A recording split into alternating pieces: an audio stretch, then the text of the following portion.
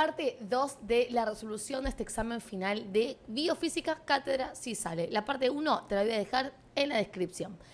Punto 7 dice: una persona empuja un objeto de 20 kilogramos por un plano horizontal realizando una fuerza de 90 newtons con un determinado ángulo respecto a la dirección del movimiento.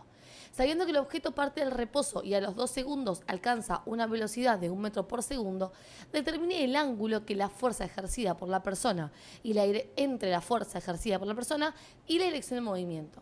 Dato: fuerza de rozamiento del objeto y la superficie 60 newtons. Bueno, a ver, tenemos que hacer el diagrama de cuerpo libre porque esto es un ejercicio de dinámica.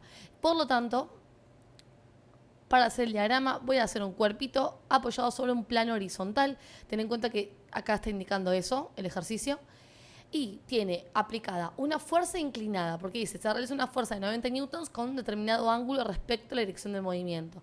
Así que vamos a hacer una fuerza así, inclinada, y el ángulo al que se refiere es el siguiente: si el movimiento es horizontal, este es el ángulo que me están preguntando.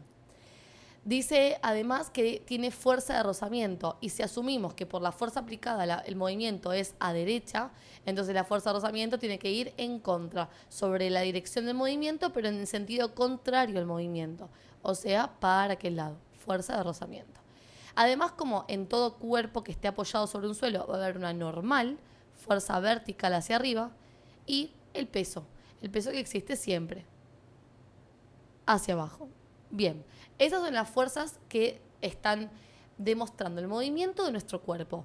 Ahora, fíjate que F está inclinada y no está sobre un eje. Cuando yo ahora quiera plantear la sumatoria de fuerzas en X igual a masa por aceleración, necesito contar con todas las fuerzas que están sobre el eje X. Y esta tiene una componente que está en X. Así que siempre que tengamos una fuerza inclinada tenemos que disociarla. Tenemos por un lado hasta acá lo que sería la f de x, y vamos a marcar una punteada hasta el eje y, vamos a trazar un vector componente fuerza en y. O sea que si yo ahora quiero plantear la sumatoria de fuerzas en el eje X, veo que en el eje X tenemos dos fuerzas: la fuerza en X y la fuerza de rozamiento. La que va en dirección de movimiento es la Fx y la que va en contra es rozamiento.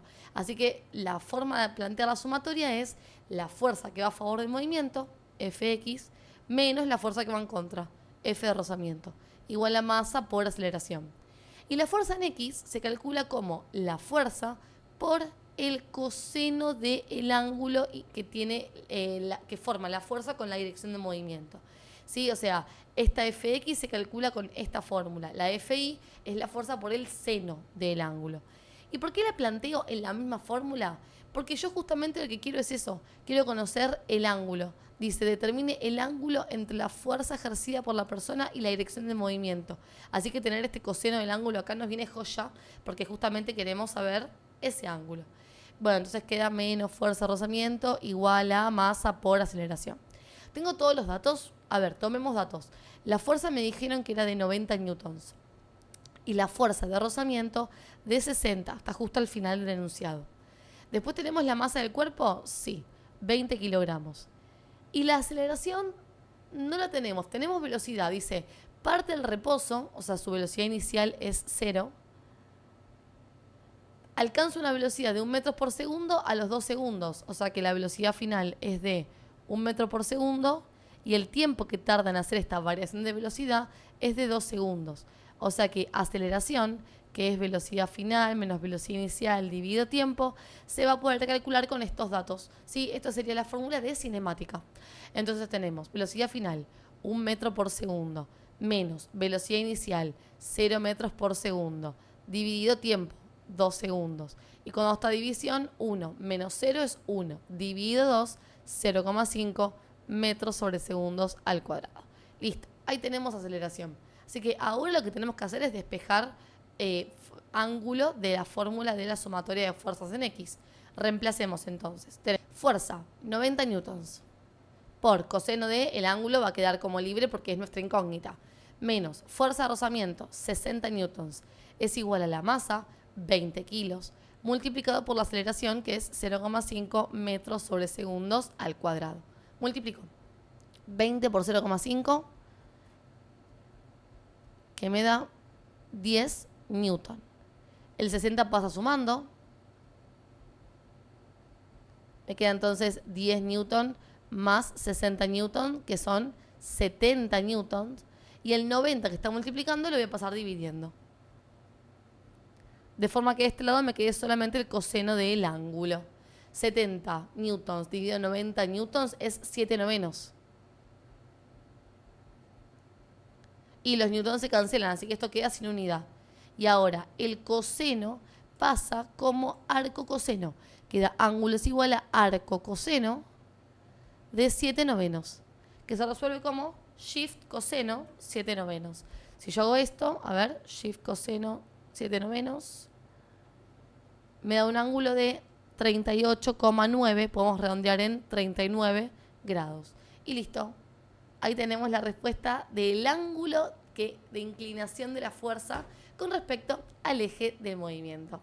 Punto 8 dice, seleccione la única opción correcta. Se tiene una prensa hidráulica y se cumple el principio de Pascal para el líquido incompresible en reposo. Si se aplica una fuerza F1 sobre la sección 1 y sabiendo que la sección 2 es el cuádruple que la sección 1, se puede afirmar que la presión generada en la sección 2 será de 4 newtons. La fuerza generada en la sección 2 será la cuarta parte de la fuerza 1. Bueno, a ver, habla sobre presiones, habla sobre fuerzas, las opciones. Vamos a ver una por una. Pero tengamos en cuenta primero el esquema de la resolución, porque es prensa hidráulica. Y lo que nos dice esto es que teniendo dos pistones, la presión que hace 1 es igual a la presión que hace 2 sobre este líquido incompresible. Y presión es fuerza sobre superficie. O sea que fuerza 1 sobre superficie 1 es igual a fuerza 2 sobre superficie 2. Aparte el enunciado dice que acá, la sección 2 es el cuádruple de la sección 1. Eso lo escribiría como S2, que sería superficie 2, es igual a 4 veces S1. Y nos dan las opciones. En la primera opción dice la presión generada sobre la sección 2 será de 4 newtons. Imposible porque la presión se mide en pascales o en varias. En este caso dice newton y eso es la medida de fuerza, así que este es falso porque no tiene sentido. Después dice, la fuerza generada sobre la sección 2 es la cuarta parte de la fuerza 1. Bueno, habría que ver eso, ¿no? Habría que calcularlo. ¿Se puede? Sí, porque tenemos esto. Entonces podemos hablar sobre proporcionalidad. Mira, reemplazo donde dice sección 2 por 4S1. O sea, eso lo reemplazo acá. Me quedaría F1 sobre S1 es igual a F2 sobre 4 veces S1. Fíjate entonces que ahora puedo despejar, por ejemplo, la fuerza generada sobre la sección 2, pasando esto multiplicando. Me queda F1 sobre S1 por 4 por S1 es igual a F2. Y de esta forma, S1 con S1 se me simplifican y me queda 4 por F1 es igual a F2. Y lo que me está mostrando esto es la proporción entre F1 y F2. F2 es igual a al 4 veces F1, al cuádruple de F1. O sea que esa es la conclusión a la que llegamos respecto a las fuerzas. La fuerza sobre la sección 2 es 4 veces mayor que la fuerza 1.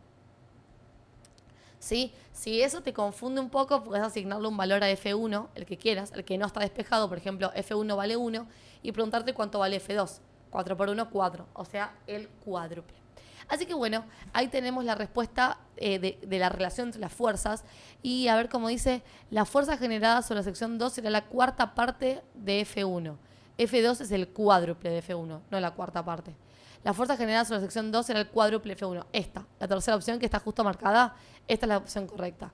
La fuerza generada sobre 2 es el cuádruple de F1. Ahí tenemos la respuesta correcta. Punto 9 dice, 3 cargas eléctricas están alineadas en el vacío, ubicándose Q1 de 6 microcoulomb, 5 centímetros a la izquierda de Q2 de 5 microcoulomb y Q3 de menos 6 microcoulomb a 7 centímetros a la derecha de esta última.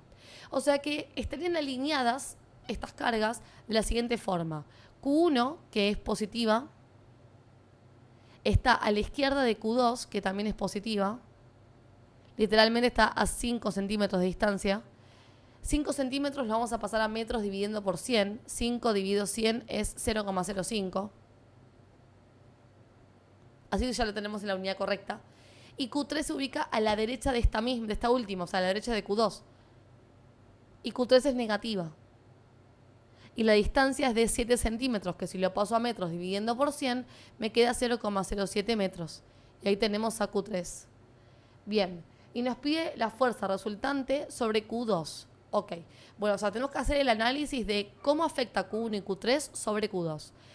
A ver, Q2 es positiva. ¿Qué hace Q1 con Q2? Como las cargas son iguales, Q1 repele a Q2. O sea que si Q2 se moviera por Q1, se movería a la derecha, en contra de Q1. Esta es la fuerza que hace la carga 1 sobre la carga 2. ¿Y qué pasa con la carga 3? Es negativa. O sea que a Q2 la repele, la atrae a sí misma.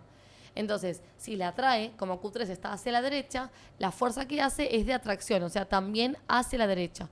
Sería la fuerza 3, 2. La fuerza que hace 3 sobre la carga 2. Como las dos fuerzas que recibe Q2 respecto a las cargas que están alrededor de él son hacia el mismo lado, son fuerzas que se van a sumar.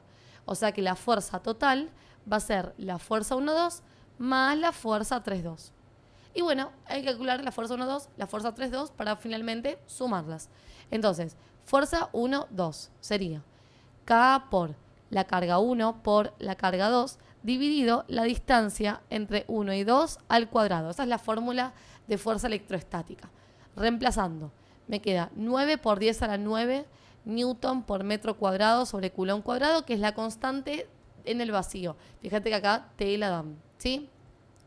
Por Q1, o sea, por el valor de Q1, acá dice 6 microcoulomb.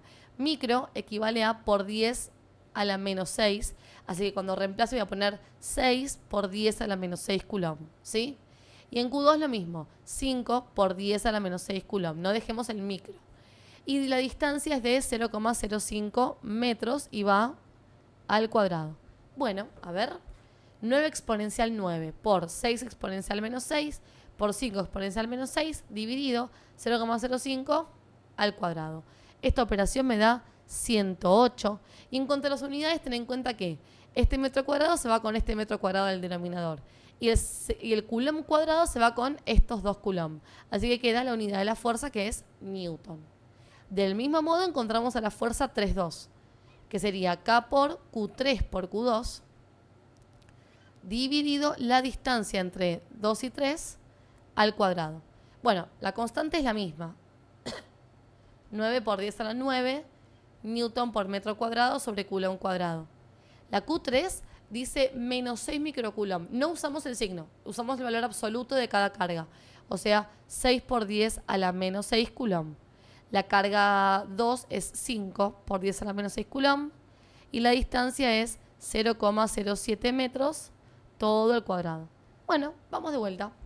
9 exponencial 9 por 6 exponencial menos 6 por 5 exponencial menos 6 dividido 0,07 al cuadrado. Esto me da una fuerza de 55,1 newton también. Y bueno, como sé que las fuerzas tienen igual sentido, ahora las sumo. Si fueran de sentido opuesto las restaría, pero en este caso no, en este caso las sumo. Y me da con eso la fuerza total, que es lo que el ejercicio me pide, la fuerza resultante. Hago 108 newton más 55,1 newton. Y a ver cuánto me da esto. 108 más 55,1, 163,1 newton. Y listo. Ahí tenemos la fuerza resultante sobre las cargas 2. Próximo ejercicio dice, calcule el coeficiente de difusión para un soluto que presenta una densidad de flujo de 5 por 10 a la menos 5 moles sobre centímetro cuadrado por segundo, flujo neto, en una membrana de 2 micrómetros de espesor. Datos, concentración interna 0,03 milimoles sobre centímetro cúbico y concentración externa 100 milimoles sobre litro. Bueno, tomemos los datos.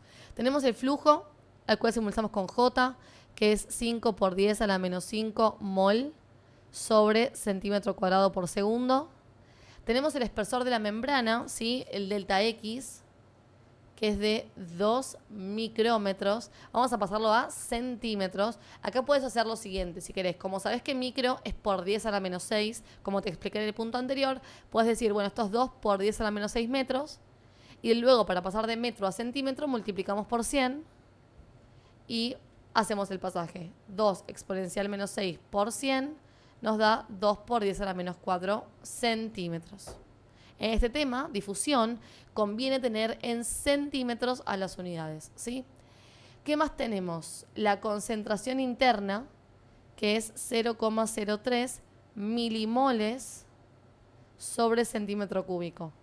Bueno, acá hay que hacer un pasaje porque tengo milimoles y yo quiero moles sobre centímetro cúbico. Y tengamos en cuenta que si un mol en realidad equivale a 1000 milimoles. Puedes pensarlo como de metro a milímetro, de litro a mililitro, la misma proporción, ¿no?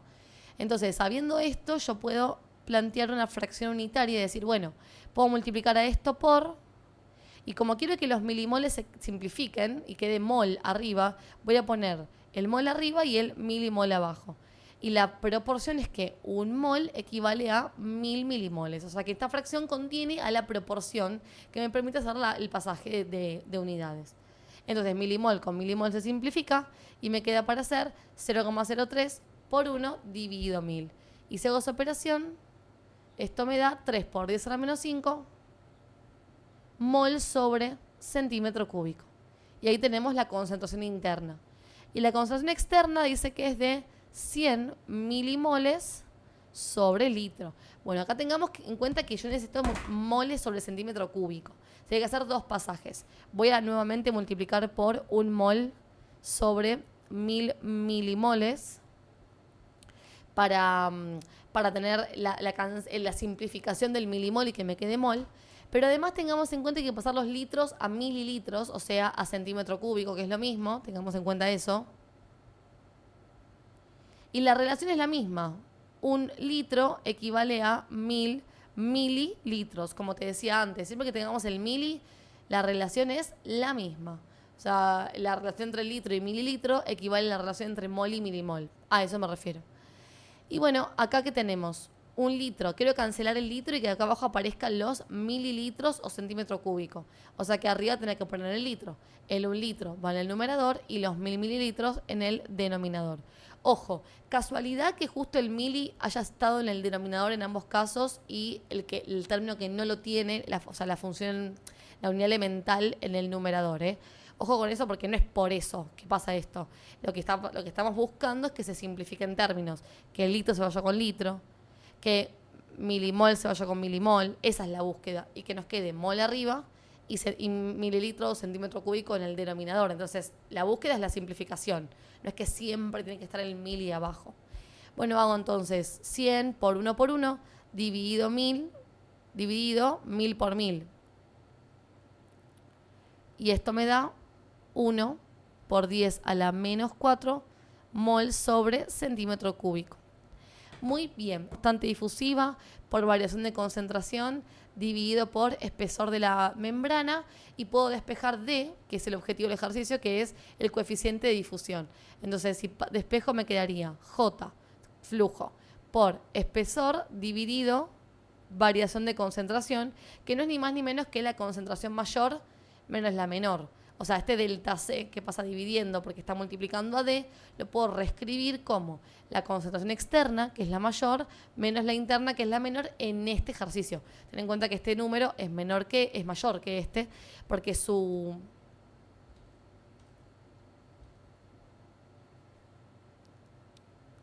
Ten en cuenta que este número es mayor que este porque su exponente negativo es menor. ¿Sí? O sea, en realidad sería su exponente es mayor porque menos 4 es mayor que menos 5. A mayor exponente en la parte exponencial, mayor es el valor. ¿Sí?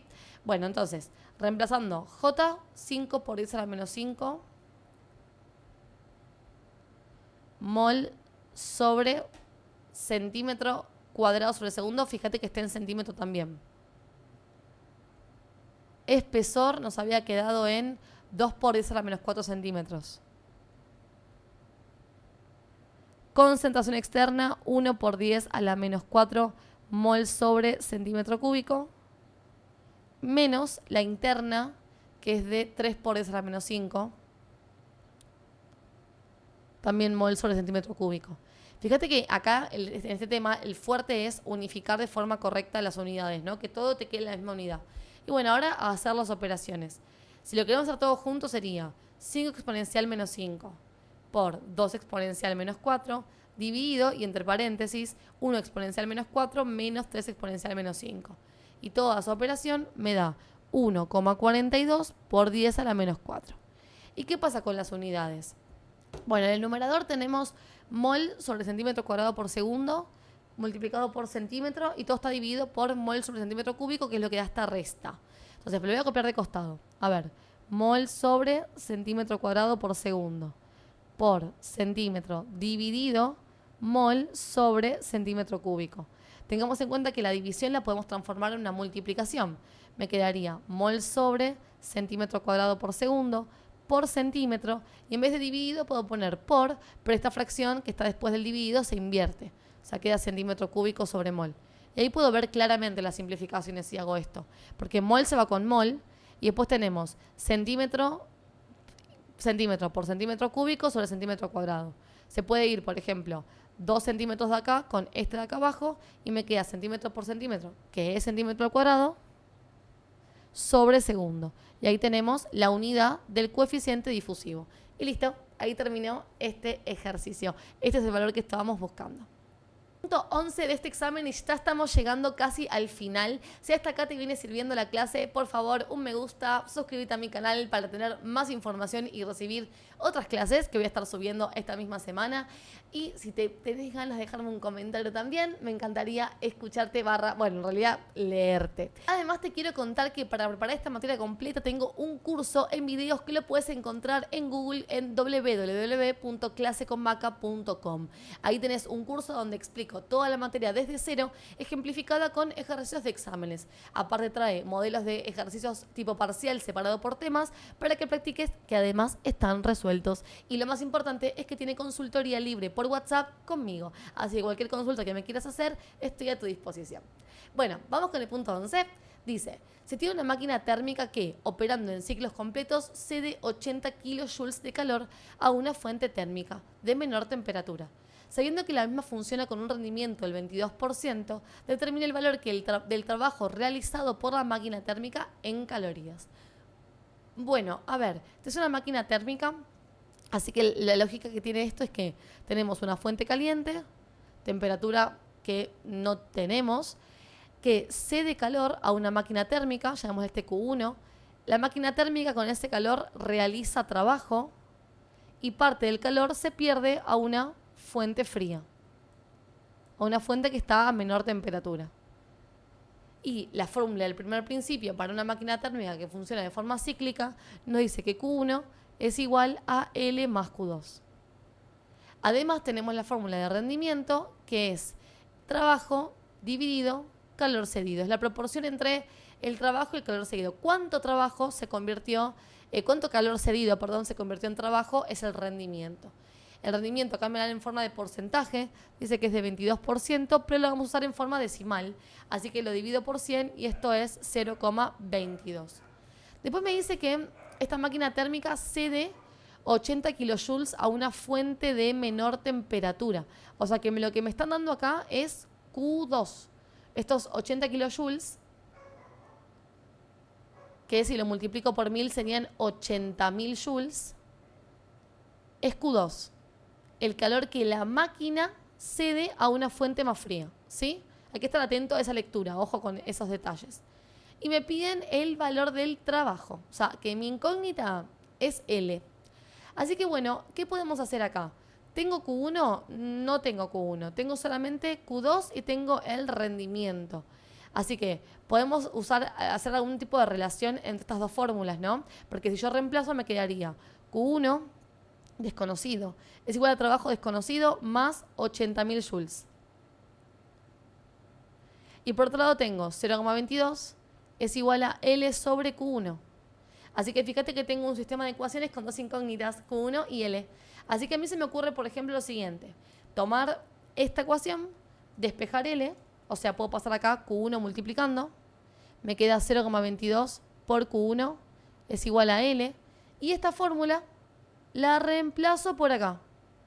Entonces me queda Q1 es igual a 0,22 por Q1 más 80.000 joules. Y de esta forma, por el método de sustitución, logro una ecuación que depende exclusivamente de Q1. junto los Q1, me queda Q1 menos 0,22 por Q1 igual a 80.000 joules. Y acá voy a hacer 1 menos 0,22, que me da 0,78 por Q1. Y finalmente puedo pasar el 0,78 dividiendo. Y ahí obtuve Q1. ¿Sí? Me queda entonces 80.000 dividido 0,78, que me da 102.564 joules. Perfecto, tengo Q1. Así que ahora regreso acá y obtengo el trabajo que es lo pedido. ¿Había otro camino para hacerlo? Sí, despejar L o Q1 de la primera y reemplazarlo en la segunda. O sea, tomar esto, reemplazarlo acá. Pero la lógica me dice y la experiencia me dice que trae un poquito más de errores reemplazar en la que es una fracción que reemplazar en la que es una suma y resta, ¿sí? Así que haz el camino que vos quieras, pero va el otro camino a ver si llegas a lo mismo y el que te quedas con el que más te guste. Hago entonces 0,22 por 102.564 y esto me da un trabajo de 22.564 joules. Y como quiero que esté en calorías, uso esta proporción para hacer el pasaje. Voy a decir, bueno, si 8,31, ¿no? Sí, si 8,31 joules equivale a 2 calorías, entonces 22.564 joules, que es lo que vale el trabajo en joules, equivale a, hago entonces 22.564 por 2 dividido 8,31 y esto me da 5.430 calorías. Y listo, ahí encontramos el trabajo medido en la unidad pedida por el enunciado. Último punto de este examen, vamos con el punto 12 que dice: dos líquidos que no se mezclan se encuentran en un recipiente abierto a la atmósfera uno sobre otro, formando capas de igual espesor, 5 decímetros cada una. Si la densidad de los líquidos son 0,7 gramos sobre centímetro cúbico y 1,025 gramos sobre centímetro cúbico, determine el valor de la presión absoluta a 0,3 metros del fondo. Y nos dan datos de pasajes de unidades de presión. Bueno, es hidroestática, estos son líquidos que están que no se mueven, o sea que no es hidrodinámica, están uno sobre el otro y no se mezclan tampoco.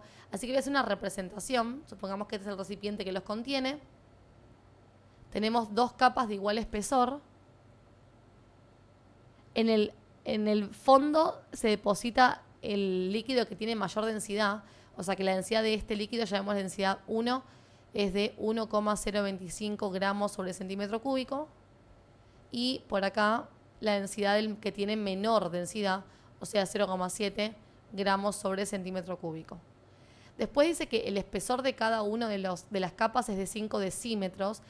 5 decímetros lo podemos pasar a centímetros, porque este tema lo usamos en centímetros fluidos, multiplicando por 10, así que me quedaría 50 centímetros. Así que cada una de estas capas tiene una altura de 50 centímetros. Y lo que me están pidiendo a mí es que calcule la presión absoluta a 0,3 metros del fondo. A ver, 0,3 metros respecto al fondo sería 0,3 multiplicado por 100 para pasar a centímetros a 30 centímetros del fondo. Bueno, ¿dónde estaría eso? Si considero el fondo como altura 0 y hacia arriba voy aumentando la altura, ten en cuenta que esto tiene un valor de 50 centímetros y esto también. Así que 30 metros respecto del fondo sería más o menos por acá, ¿no? Porque entiendo que si todo esto es 50, menos altura es 30 centímetros. O sea que yo quiero saber la presión que recibe cualquier punto que esté ubicado a 30 centímetros respecto del fondo. O sea, cualquier punto que esté a esta altura. ¿Qué hace presión? Lo que está por encima, no lo que está por abajo. Así que hace presión todo este líquido, o sea, los 50 centímetros, ahí me faltó la C, los 50 centímetros de este líquido y una porción de este otro, solamente este pedacito, que no son 50 centímetros, sino que es la diferencia entre 50 y 30, o sea, 20 centímetros. Así que tenemos una altura de 50 centímetros para este y una altura de 20 centímetros para este otro que hace presión sobre ese punto. Y después tenemos arriba, obviamente, la atmósfera. Así que la fórmula de presión absoluta, que es la sumatoria de presiones hasta ese punto, sería la presión atmosférica más la presión del líquido 1 más la presión del líquido 2 hasta esa altura. Entonces sería presión absoluta es igual a la atmosférica, 1,013 por 10 a la 6 varias. Eso, si no te lo acordás, acordate que están los datos de pasaje de unidades, ¿sí? Lo tenés acá. Lo que equivale a una atmósfera es la presión atmosférica en varias, que es la unidad que usamos en este tema. Más la presión de un líquido es la fórmula de presión hidrostática, que es densidad por gravedad por altura. O sea que para el líquido 1, que es el que está abajo, la densidad 1,025 gramos sobre centímetro cúbico. La gravedad se va a usar en centímetros y sería 980 centímetros sobre segundo al cuadrado. Ojo, porfa, por acá te lo dan en metros y hay que ponerlo en centímetros. Por la altura del líquido 1, que dijimos que eran 20 centímetros. Más la densidad del líquido 2, que sería entonces 0,7 gramos sobre centímetro cúbico, multiplicado por la gravedad, 980 centímetros sobre segundo al cuadrado, por la altura, que son 50 centímetros. Acuérdate que para el líquido 1 tomábamos toda la altura completa. Y bueno, hagamos esta operación, a ver con toda la presión absoluta. 1,013 exponencial 6 por 1,025, perdón, más, no por, ya me estaba equivocando, más 1,025 por 980 por 20, más 0,7 por 980 por 50. Y toda esta operación me da una presión absoluta de 1.067.390 y la unidad de cada uno de estos términos es varias, ¿sí? Cuando multipliques esto, esto es un bar. Así que la suma de todas las bares me da lo mismo, la misma unidad. Pero fíjate que la respuesta dice milímetros de mercurio, así que hay que hacer el pasaje. Y bueno, yo en la parte de pasaje de unidades ya marqué varias y acá te marco milímetros de mercurio. Mira, 760 milímetros de mercurio equivale a 1,013 por 10 a la 6 varias. Así que hagamos la regla de 3 para hacer el pasaje. Si 1,013 por 10 a la 6 varias equivale a 760 milímetros de mercurio, entonces 1.067.390 bares a ¿qué presión en milímetros de mercurio equivale? Entonces hago este número por 760 dividido 1,013 exponencial 6 y esto me da 800,8 milímetros de mercurio. Y listo. Ahí tenemos la respuesta de la presión absoluta en la unidad pedida. Bueno, hasta acá esta clase. Espero que te vaya muy bien en tu final. Te deseo muchos éxitos y nos estamos viendo en una próxima clase.